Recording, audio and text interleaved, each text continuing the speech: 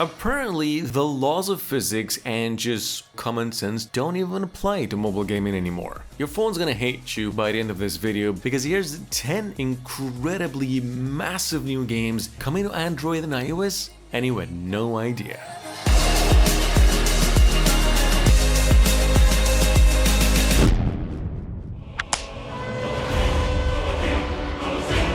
First of all, this has been probably the #1 most demanded port for mobile before COVID, but Skyrim, the Anniversary Edition, just launched on Switch 2. And once and for all, it's not a speculation, it's finally coming to Android and iOS. Bethesda still hasn't shown much, but the latest whispers out of the company is about Bethesda porting this thing is gonna be monumental. I mean, just imagine the entire open world Elder Scrolls right in your pocket. Lands, dungeons, the dragons while you're waiting for the bus to arrive. It's just unreal. No official confirmation so far, no gameplay, not even a release window, but the hype is already off the charts. We're talking a portable fantasy that could redefine what a phone game can be.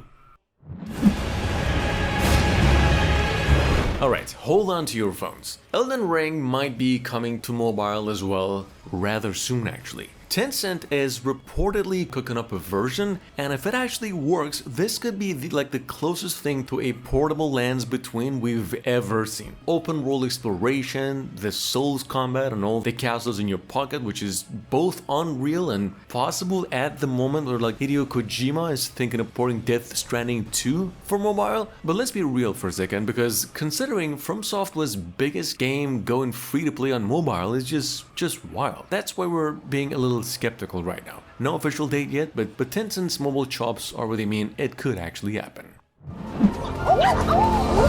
Hollow Knight Silksong is coming to mobile.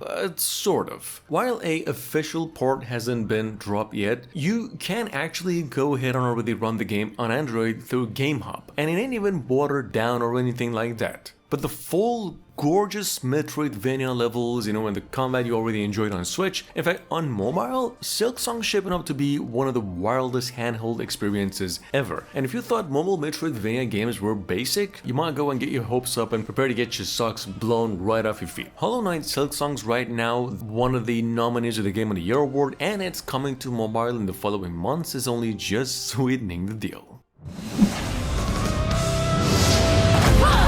Alright, speaking of unreal amount of hype, Hades 2 on mobile is officially actually happening, and it's gonna be every bit as ridiculous as you'd hope. I mean, Supergiant didn't just slap it on a phone, they're gonna be giving us layers of progression, unlockables, and the same insane polish that made Hades a genre-defining experience. Character animations, the soundtrack, and the snappy combat without losing any depth. Honestly, it's just nuts that this level of roguelike insanity is going mobile. All to say that Hades 2 is about to turn every idle moment in your life into hype, while eventually cranking up the replayability to 11. Recent flooding and pandemic, access to all external... The Sinking City 2 was actually supposed to be one of those end-of-the-year surprises on mobile. Instead, now it's getting pushed into the first half of 2026 for consoles and mobile, and developers actually said the delay comes from pivoting the game into a full survival horror and dealing with some development challenges caused by war in the Ukraine. In fact, the shift in the genre means just a tighter pacing, some real combat, and actual tension. All the stuff that takes time and doesn't just scale cleanly down a touchscreen. They don't have a date yet, but at least they admit they'd rather wait than announce something they'll just move on again. For now, all you need to know is that this is one of the most unexpected mobile releases ever. To my grandnephew, all of my right title. On the other hand, we've got the game Blueprints, which finally, this thing landing on the Apple Store feels like one of those groundbreaking moments. I mean, we usually get ports that run like a microwave, run an Elden Ring, but this one actually works. For those of you who don't know, this is one of the most clever puzzle roguelikes where you roam around this shifting mansion that's left by your deceased uncle, trying to find a room before this living house rearranges itself again. It's a pretty fair game, sometimes a game kinda hands you the wonders of a Uno card, but overall what really matters is that this Game of the Year nominee AAA is finding its way to mobile. It's highly rated, honestly it's one of those few games that doesn't feel like a side project. Alright, you already know that this has been the topic of mobile gaming trends for a couple of weeks now, but after going back and forth, Where Winds Meet's no longer a vague mobile port, and we don't even have to wait until holidays because developers just released the words of it coming out December 12th, which is technically speaking even less than 48 hours from now. The game is already breaking a lot of records in China. In fact, Where Wind Meet's honestly very wild being this good on mobile. The open world stuff actually works on a phone, the quests hit, combat's legitimately smooth, and we think that mobile gaming's hitting a whole level of immersion when the game finally comes out globally. Check it out just in case you missed it.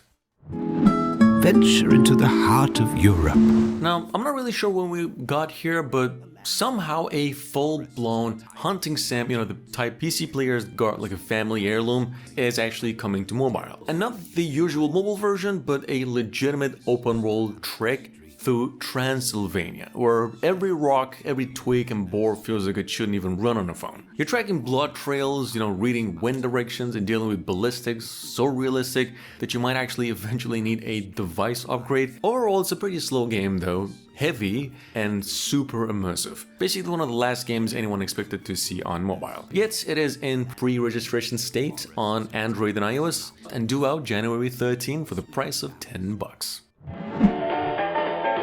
Punkorado is one of those, wait, is this actually coming to mobile sort of moments? And the main reason is, you see, instead of doing the usual Vampire Survivors reskin, it actually has a concept that's worth laughing at. You play as a stuntman so ignored by Hollywood that he literally has to fight his way through every Western spaghetti cliche just to get noticed. It's got bandits, tumbleweeds, piñatas, everything you'd expect in a spaghetti Western. It's got that rubber hose old cartoon style, of course, that instantly makes it just stand out. And the gameplay actually hits the old Survivor's sweet spot. In fact, Punkorado might be the first Survivors-like that actually feels like it has a soul. Alright, Pirates Outlaw 2 Heritage is finally coming into early access on Steam, and the mobile release is announced by its developers is right behind the PC version, which is wild just considering this series basically started as a small but smart card roguelike and it's now steering straight in a full-on deck-building AAA. And for those of you who are familiar with this one, this sequel keeps the same combat, but it piles on more of everything. More heroes, more classes, way too many cards to pretend you'll ever memorize, and companions that actually matter for once. You set up from a new port, build a deck, pick a fight, and hope your run doesn't collapse because you focus the wrong cards out of curiosity. That being said, it will also have arena mode and 7 classes and regions to explore as well. Alright, Wuthering Waves is pulling off a full-blown PlayStation Showcase tier upgrade on mobile, which right now it just feels illegal. But here we are. In fact, with the 3.0 version, we're getting Christmas, will come a new region, a new motorbike that looks faster than the average phone's coolant system can handle, and 2 more characters as well. Wuthering Waves is just overall a very bright, flashy game, and just way more dramatic than anyone expects from a mobile game, and this game's got some class. Besides the great update that it's getting, let me just say, if you dig the entire mobile gaming platform, you ain't even getting anything remotely big as Wuthering Waves. Watch out! They're flanking us on the left! And finally, Ananta's back in the spotlight after the Tokyo Game Show, and honestly, it's just so wild that this thing is even real and coming to mobile. You see, instead of being another Genshin flavor in a gacha farm, NetEase is ditching loot boxes entirely and doubling down on stealing every single cool mechanic from the last decade of gaming. In fact, the newest trailer here basically plays like a tribute band for like Spider-Man 2, Grand Theft Auto, Watch Dogs, Sleeping Dogs, and even Sifu. You've got whip swinging, parkour, carjacking, martial arts, hacking, NPC reactions, multiverses. I mean, come on, it's the whole buffet. It is shameless indeed, but it's also impressive seeing this run on a phone instead of a PlayStation 5. Or I guess we'll just find out soon enough. Thanks for watching, let me know which ones you're actually hyped for, and I'll see you again tomorrow.